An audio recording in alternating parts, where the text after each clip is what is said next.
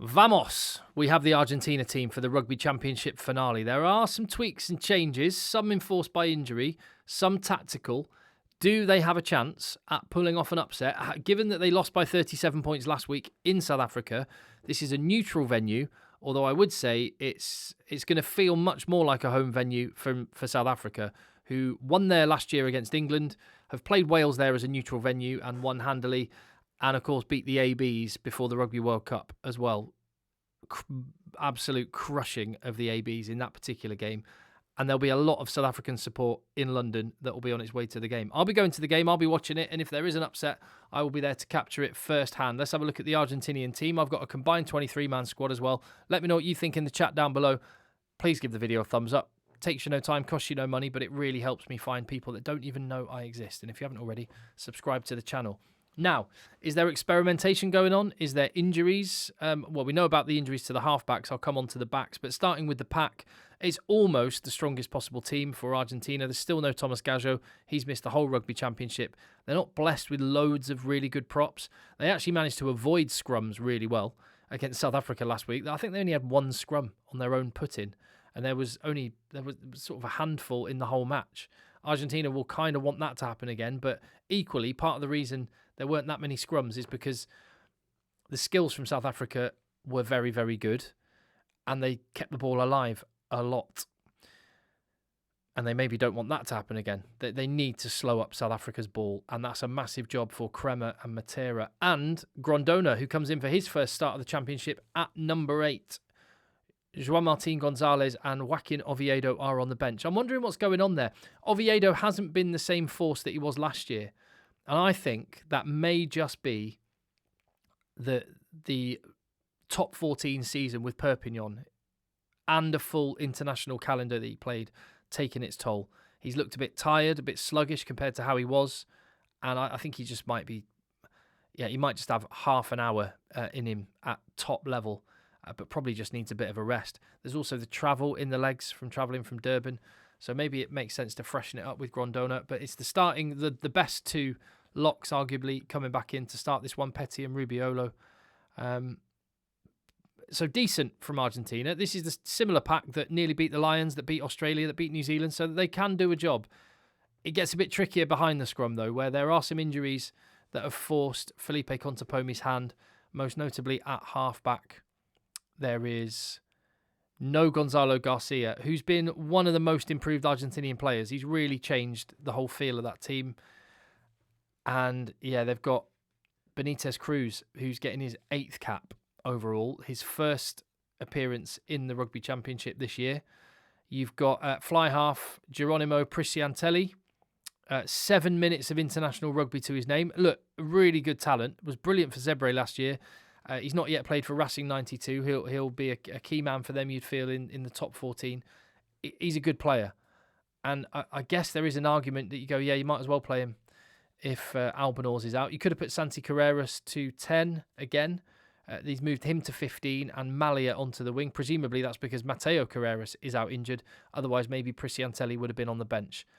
The centre partnership's been really good for Argentina. Chocobares moves from 13 to 12. Cinti's out.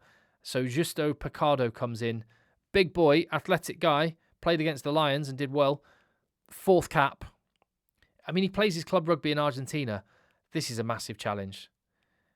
And just when you look on the bench as well and you go, Mayano, the replacement scrum half. The replacement scrum half has got, this is 5th cap. You've got, he did play 30 minutes against Australia though when they won. You've got Correa Marchetti. He plays in the French 2nd division. Nothing wrong with that, by the way. In fact, I acquired broadcast rights to show the Pro Dida. Watch the game tonight on FRUK. His 8th cap. Boris Wenger, who is their replacement loosehead prop, is really a hooker who's playing loosehead. It's his 5th cap. They look green in key areas. Prop, scrum half, fly half. I'm not sure this is going to go well for Argentina. Although, do you know what? We've said this before, because just when you look on paper, they managed to achieve more than they should, given the talent that they've got. And they've got a lot of talent, don't get me wrong. And when they have their best 15 out, they can be brilliant. So they're better than the sum of their parts. And that's to Felipe Contepomi's credit. That's to the credit of the players as well. But I think this could be tough for them. Just a reminder of the Springbok team. It's the same starting 15 that was named last week. Obviously, Oxenche wasn't able to take the field last week against Argentina. He's fit and available. Grant Williams is onto the bench. Jesse Creel comes onto the bench.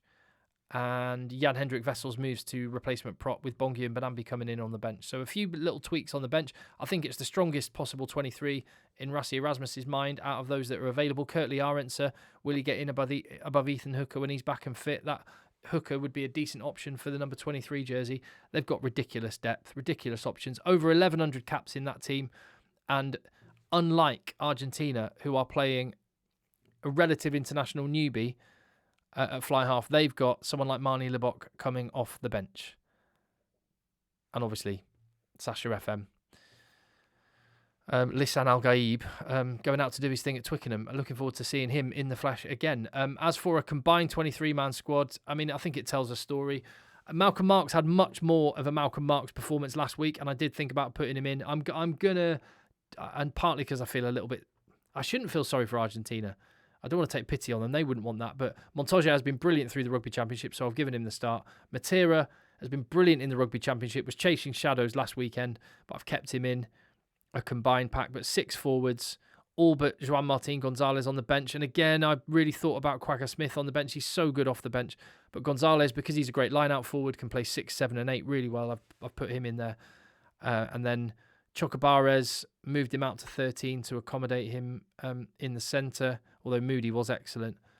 Malia on the wing. Ethan Hooker's still relatively new to international rugby. Mali has won Champions Cups. He's played incredibly well at international rugby, so I've just edged with him. But point being, 5 Argentinians, even when I'm being generous. 18 South Africans. I do think that tells a tale. It's not one on paper. And like I say, Argentina can get more out of themselves than the sum of their parts, but I can only see this one going one way. South Africa are going to win their first back-to-back rugby championships ever. They're going to retain the title for the first time. It could have been almost perfect for them, this campaign, had they won that game in Eden Park and taken down New Zealand's record as well. They weren't able to do that, but they could break new ground by winning the rugby championship back-to-back. I think they will. I think they will by... I mean, it's easy to get carried away after last week and think they're going to absolutely smoke them. I'm going to say by 15. South Africa by between 2 and 3 scores.